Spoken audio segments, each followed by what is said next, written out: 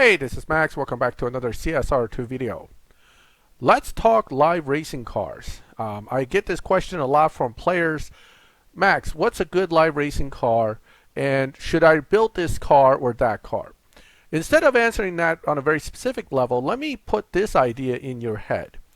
Under the current matchmaking and under the current selection of available cars, I feel that looking at some of these tier 4 cars might be, in the long run, for a newer player, pay more dividend than right now focusing on tier 5 cars.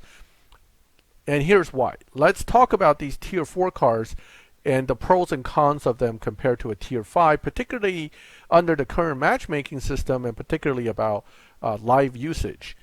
First of all, your typical tier 4 car costs way less to build, at least $2 million less to build than a tier 5 car. But not only that, another very important point is the equivalent tier 4 cars use a lot less fusion parts than a equivalent tier 5 car. And they're generally pretty quick to build Evo nowadays with the right cars. For example, some of the great tier 4 cars that have come along, the RS6 Avant, low performance point, high Evo, absolute beast, and it beats Dyno. The Corvette C8, the Cadillac CTS-V, if you can get the fusions, but compared to, say, 128 fusions for your typical tier 5 car, this is far more likely to happen than a tier 5 car. Less cost, less investment to build. You get equivalent over 1,000 Evo. Well, this is kind of a special case. We'll talk about that separately. Generally speaking, some of the newer tier 4 cars we've been seeing are pretty good. Are they all good? No.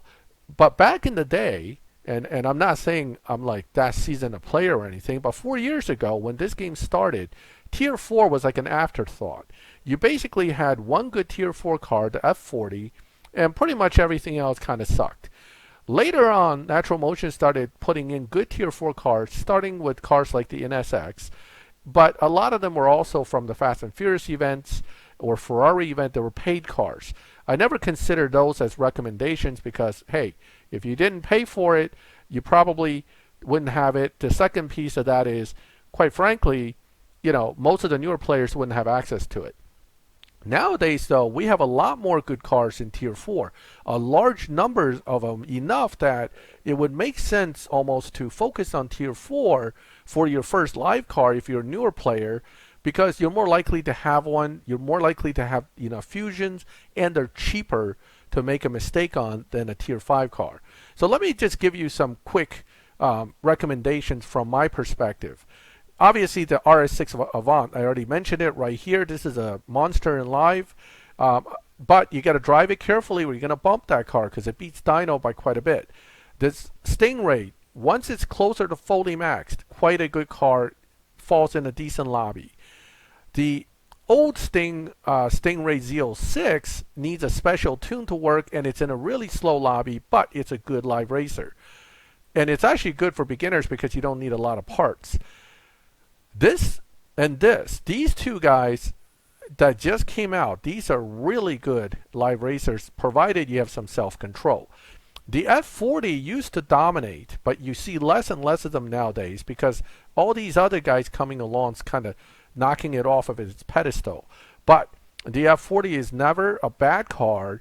It is still a good competitive live racer. The HPE 750 is also a good car, but it is going to need some more upgrades to be semi-competitive, and also is not as strongly competitive as some of the newer stuff. The NSX has always been good. It still is, but it's not a top car anymore as it was. So all cars eventually get knocked off its pedestal, but that doesn't mean that you can't find new cars, and the good news is that a lot of the new cars are good. And moving on down the list, RX-7 is a good car. Any of the Rocket Bunnies, these Zs, the 350Z is a good car, but it's a paid car, so it's not something I think everybody's going to have access to. This one's good as well, and so is that one. Now, some of the lesser used cars, but are also very good. The In Attack, very good car for live. The 2017 GTR is not as good as the In Attack. it is possible to use this effectively, but the in attack is much better. The Porsche 4S is actually very good, and the Griffiths, if you can build it, from my understanding, is also very good. So you have quite a lot of tier 4 cars nowadays that are decent. However, all the really old ones really are bad. The LBC, the regular C63, the AMG GTs of the world, they're bad in this game. Do not waste your money on them. Project S, I heard, is good. Unfortunately, as you can see, until they make it into some kind of PC car, I'm not going to really do much with it. But you have a lot of options now. Why pick a tier 4 car over a tier 5 nowadays? Because the game recently favors strongly low performance point, high evo. You have many tier 5 cars that could barely hit that evo point with a decent amount of upgrades, but their performance points are going to be way higher by that point.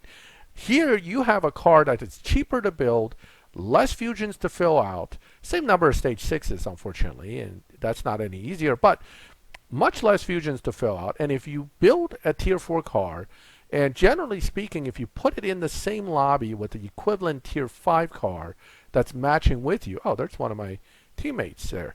So if you match one of these guys up, you're going to be semi-competitive. Are you going to be deadly? No. This car actually is also a low for performance point high evo car, and it'll match pretty close to your tier 4 car, and in fact may give you a run for your money here, if not beat you outright. But I have a chance with a tier 4 car to still give it a run for its money and take him on.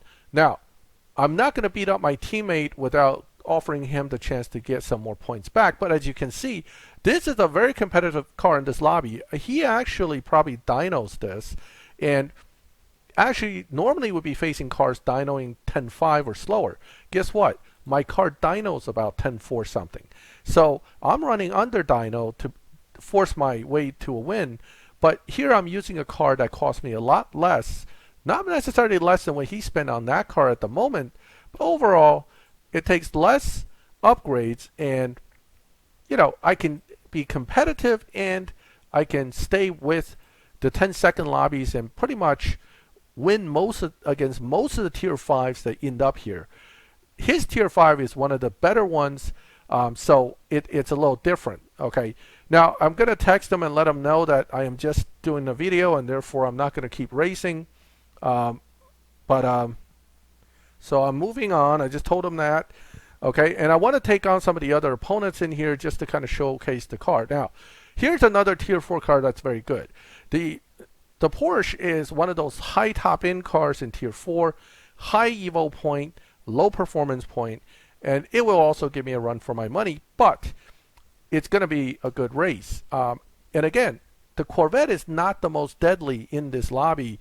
I'm going to jump in that GT later and I'll show you what the difference is, but you're going to have a decent, very decent chance of success racing in this lobby against most cars, okay, including the Porsche, which as you can see, he pushed me pretty hard too. So it was a tough match, tough win, but I didn't have to run my absolute best to do it. This car can do 10.28s all out, and I'm trying to still keep it slower so I don't run all out. I just happened to also notice that my crew started a WC, but wildcard aside, I've already started making this video. I'm going to finish it for you. Now, notice you have competition here. You're not going to face all cars that you're going to easily trash with a Corvette, but after this race, I'm going to take you back and I'm going to show you a even better car, the GT, and what it can do also as a mere tier 4 car in the lobby. Now, the downside to using a tier 4 car is that you cannot underestimate the capabilities of tier 5 cars to downtune and beat you. So when you take on tier 5 cars, don't get cocky after a while and don't start betting big money, because what will happen is you will start losing because you thought that, hey, that tier 5 car, there's no way it's going to beat me. If I'm running one of mine with a tune that dyno's 10.5 but runs 9.9, you might be in for a nasty surprise, right? So don't assume a tier 5 car is always beatable by a tier 4 car, but a lot of times the right setup on the tier 4 car with high evo, you're going to absolutely trash any tier 5 cars that come along. Now this is a dyno beater right here. I forgot how to drive it, I'll be honest with you. I just remember it's late nitrous. So I'm going to go ahead and run it once or twice as well. But again, this car is another one that if you're fighting a tier 5 car in the same lobby, your chances are pretty good. Oh, there's another one of all my teammates are in these lobbies I'm making this video in. How about that? All right, now I'm going to try to find someone who's looking like they're not unseasoned, and because I don't want to just take on newer players with these kind of races. Oh boy, there's not too many veterans in here. All right, let me jump out and back in. If not, I'll switch cars and we'll try it that way. Let me see again. All right. And yes, I'm skipping the wild card because, you know, it's end of the season. We already got to where we need to be. I should be helping my crew though. I do feel bad. Okay, now it looked like I froze. No. Okay. Restart time. Oh, no. Oh, unfroze. Excellent. Or maybe it just unfroze to refreeze. Who knows? Okay, you know what? I am going to change cars. This car has... Maybe there's something wrong with this car here. Yeah, I'm not superstitious. No, not at all. No. All right, so, okay, let's talk about the GT. I don't have the GT fully maxed here or anything, but this is one of those cars that just destroys dyno. It doesn't just beat it. It beat it by a ton, and this is a tier 4 car. But even though it beats dyno by a ton, it also makes huge evo, which makes it a very good car. Now, you're going to see mostly in these lobbies similar cars because everybody knows what these cars can run for the most part, but it doesn't mean that you're not going to be able to challenge an opponent like yourself and still win. The thing you got to be careful of with a GT particularly is don't push it too hard. Okay? You know you can beat dyno by a ton, but do you have to? The answer to that is always no, you don't have to. And if you're far ahead, you should slow down a little like that and make sure your car doesn't run way under dyno. You can keep this GT a winner in these lobbies for a long time. And you can pretty much take on anyone except somebody who's massively down-tuned and not lose.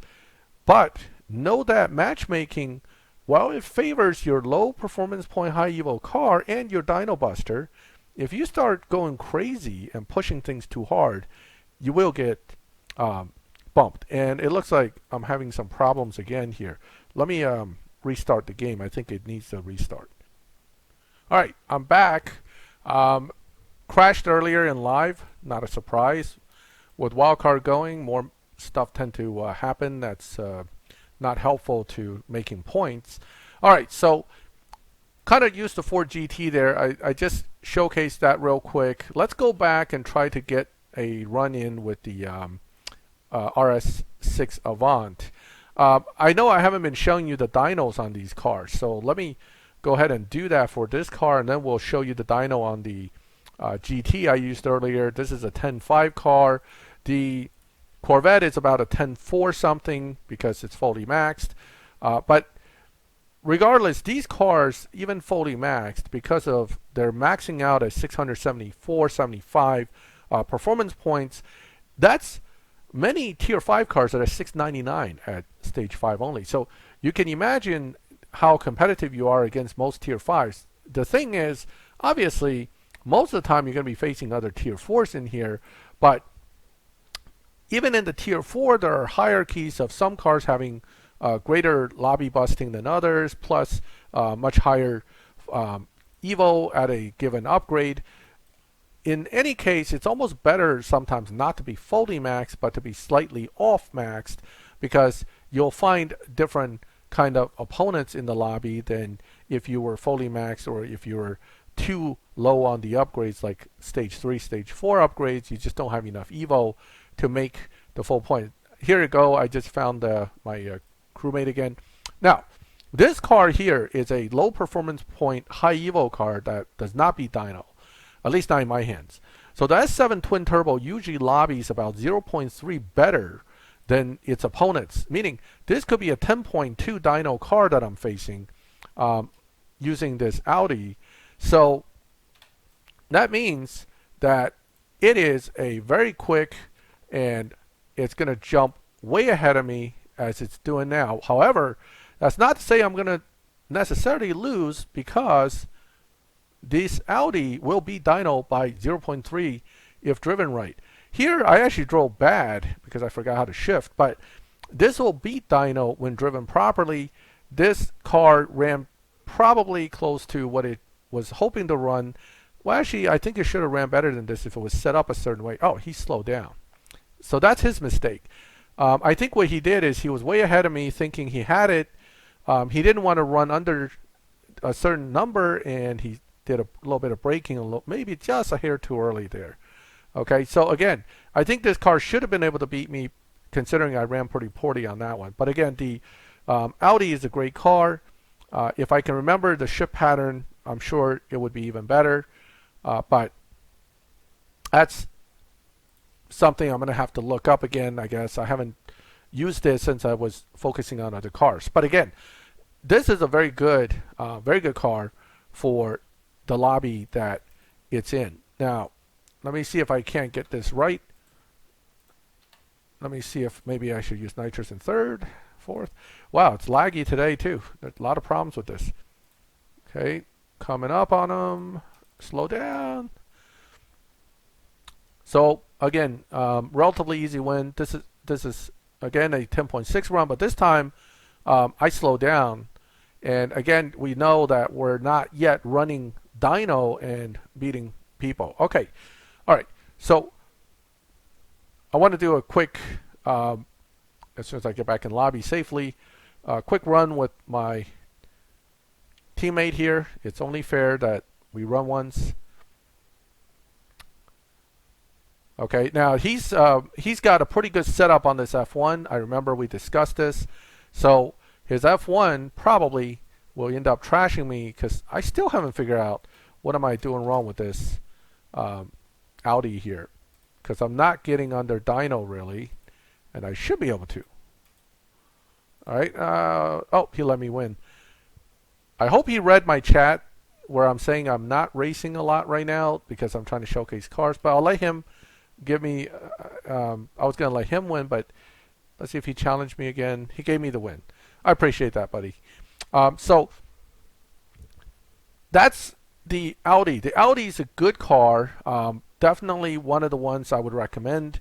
The GT though, let's go look at that GT again. That thing is very, very deadly in live until you bump it. Now, that's not to say these guys are bad either. This is still a good car, but again, comparatively, it's not as high evo as the RS5 or even the GT. So let's go back and look at the GT. I'll give you its dyno. Remember, I beat someone running a 11.2. This car dynos, let's see what it dynos. 11.0, right? So I ran 2/10 under slower than dyno, and I win. And I can beat dyno by about 5/6 So this is a ridiculous car in tier 4. But again, if you go all out all the time, you're going to lose in it. Now, what's another good car that I mentioned earlier that we should definitely do a run or two in? That is the In Attack. All right, now I may have to check the tune on that because it doesn't look like I have all the upgrades in that I should have in. But the In Attack is competitive at various levels of upgrade. Let's go ahead and put some important upgrades in. Boom, boom. Okay, I can leave trans out, leave engine.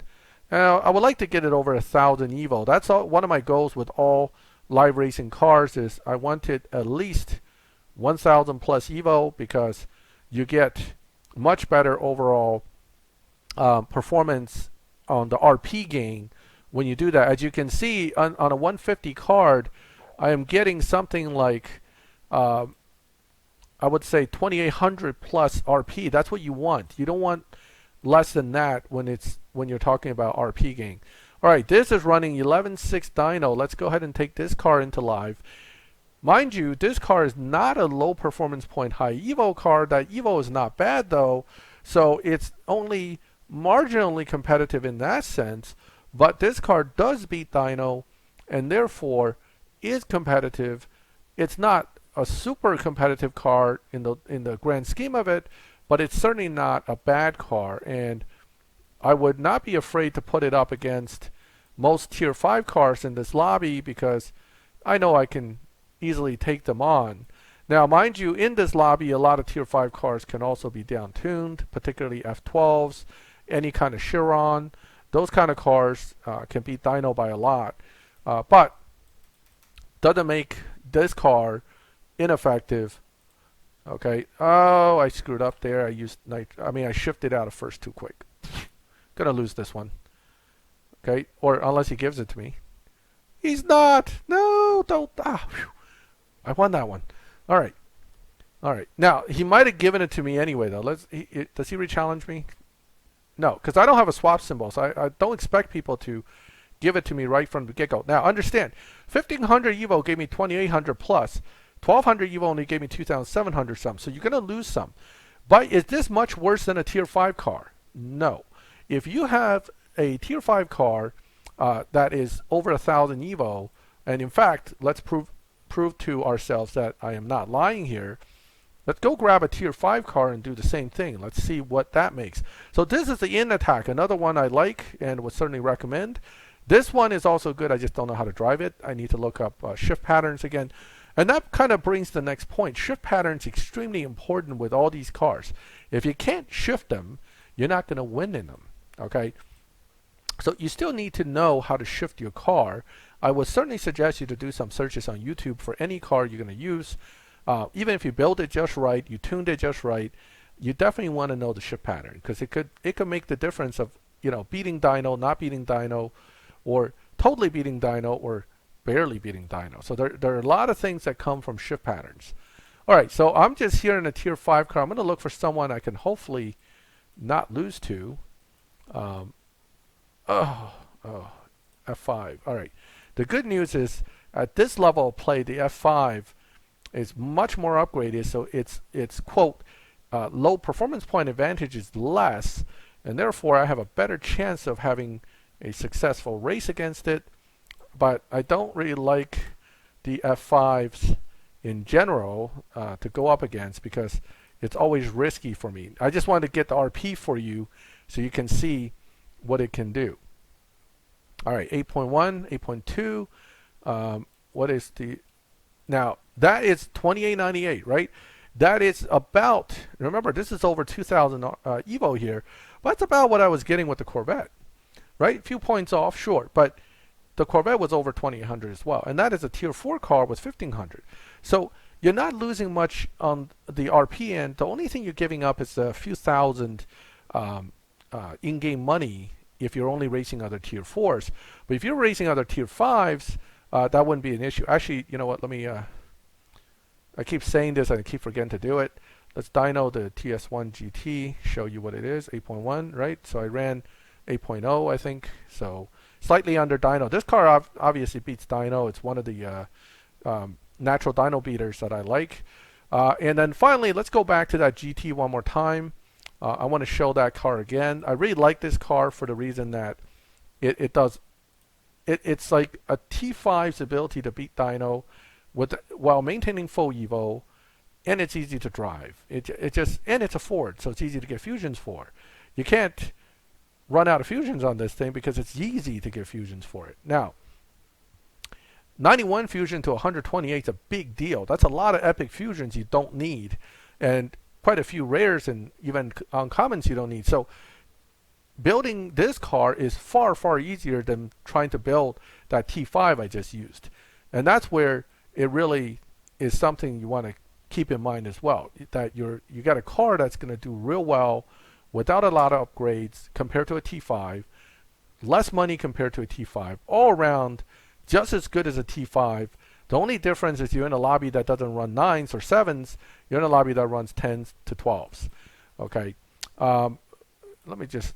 nope. No chance to race him. I just want to find someone to race again, just to kind of close this off with this car because I really like it. You know what? I'll race it. No, nobody. I'll race this guy. Now, this, as you all know, I did a video on the LB Aventador. This is a deadly live car as a T5. Beats dyno by up to 0.4 just from shifting and tuning. Very deadly, very good. Also, high Evo car. But against the GT in this lobby, and I don't know, this lag is killing me. Against this GT in this lobby, I don't fear it. In fact, I think it's going to struggle to beat me. And it does. Now, that's a newer player too, so I can't really say he has the car set up right. But again, I didn't even run close to my dyno, and I'm beating people. This is the advantage of this GT. This is a very good live car. A little bit less overall RP than a fully max T4, but you know, 100 points is 100 points. It does add up. But again, when you have a strong car like this and you're in the lobby, it's going to serve you well in the long run. All right, so let's do one last race, and we're going to go back and kind of recap what I'm talking about with T4 versus selecting a T5 car. Everything comes down to resources, cost, and accessibility. And in this case, many of these T4 cars, because they're oftentimes used as the PC car as well, okay, you have a much easier time to use these cars or get access to these cars. And if you make a mistake, I kind of ran too fast on that one, huh? Oh, he was doing pretty good.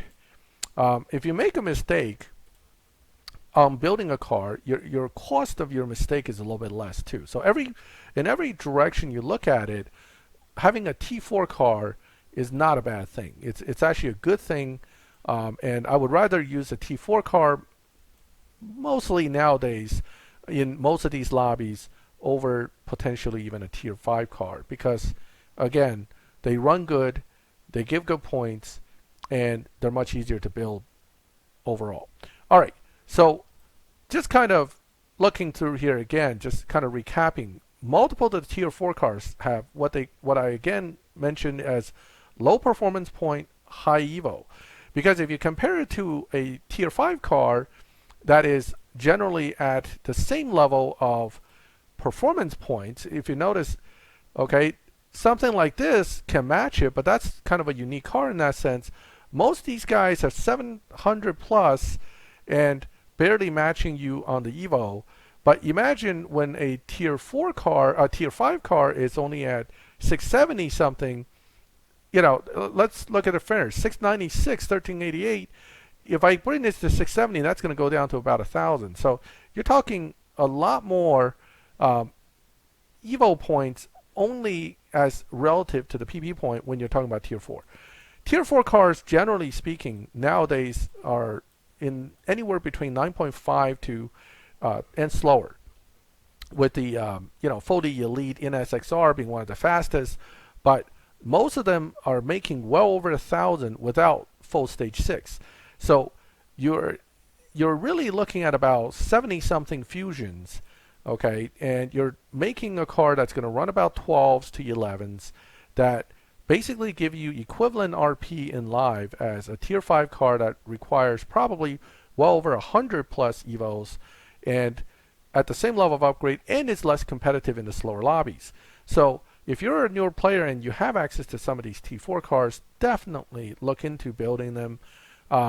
Some key points of building any car: try to build a model and a make that you can get fusions for. Audi, okay, BMW, Ford, not Chevy. Chevy's hard, okay. Dodge, Nissan. These are brands you could buy cars in the dealership, strip for fusions, and build very well. Ferraris can be done, Lamborghinis can be done, but they're kind of expensive to do. Same thing goes for McLaren. The NSX, again, a great car, but hard to get fusions for. So these are all different things that you can look at when you evaluate. And another great tier 4 car that for some reason I didn't build on this account is the Evora GT. That's also a very good car for live racing. So I hope I gave you some ideas in this video. I showcase you some of the good tier 4 cars that are actually not paid cars. And if you have any questions, feel free to ask me. Juke is a good car too. Don't underestimate the Juke. And then if you know some other Tier 4 cars that you found to be extremely good in live, feel free to mention it so everybody can look into them. But Tier 4 is no longer a weak tier as far as live racing, and with the lower cost of entry, just as good RP, and much easier access overall to a more close to fully fusion status than any Tier 5 car, I highly recommend that you start looking at these more carefully for your next live racing choice. If you have any questions based on my video today, feel free to ask me in the comments. I'm always happy to try to answer questions. I don't know everything, nor am I good at everything, so please understand I can only help you with the knowledge that I actually have. If you like the video, please leave a like. If you like my channel and would like notifications when I put up new videos, please subscribe to the channel so you can get notifications. As always, thank you for watching my videos. I'll catch you next time.